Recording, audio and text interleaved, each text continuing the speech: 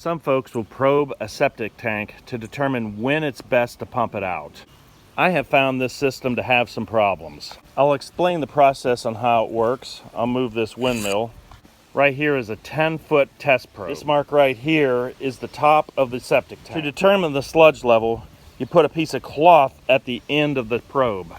The idea of using this test probe is when you put it in, you'll be able to see where that sludge level is. If the sludge level goes up to 1/3 of this test probe, then you know that tank needs pumped. The cloth that I used is an old tube sock, and I just zip tied it on with white zip ties, and then the black zip tie shows 1/3. My problem was, when I checked the sludge level, it was about halfway to where the safety zone would be. The problem was, I was checking the sludge level on the bottom of the tank, not the stuff that was floating on the top. When I probed the tank, there was probably about 8 or 10 inches of sludge at the bottom, but there was like 16 inches of sludge at the top. When the sludge breaks down, it goes to the bottom of the tank. But if you have sludge that hasn't broken down, it can be at the top of the tank and you won't see it on the probe. I just had the tank pumped, but I'll show you how to probe this. I'm going to take this and drop it down this pipe, and it'll go all the way to the bottom of the tank. Now if I tap it, I can feel the bottom of the tank, and that's a good sign. Now I'll pull the probe up.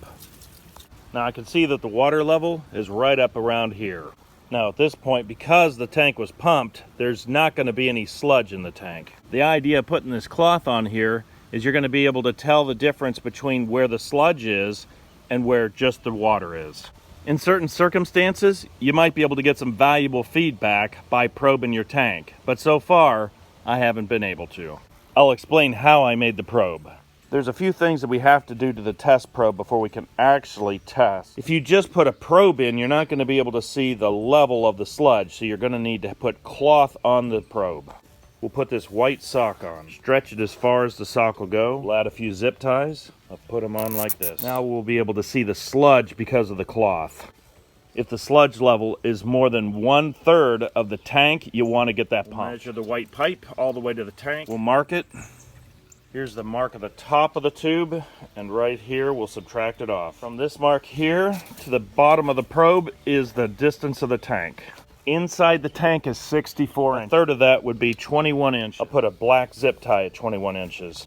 If the sludge level goes beyond this black zip tie, there's a lot of sludge, and the tank definitely needs to be pumped. If you've ever heard of people probing their septic tank, this is what they're talking about.